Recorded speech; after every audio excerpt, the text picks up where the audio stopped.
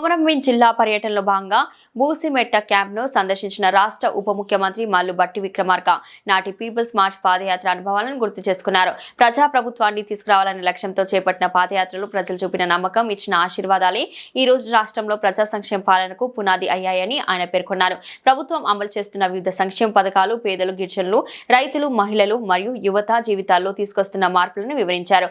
ప్రజల అవసరాలే ప్రభుత్వ విధానాలకు దిశానిర్దేశం చేస్తున్నాయని, ప్రతి అర్హుడికి న్యాయం అందేలా ప్రభుత్వం కట్టుబడి ఉందని స్పష్టం చేశారు.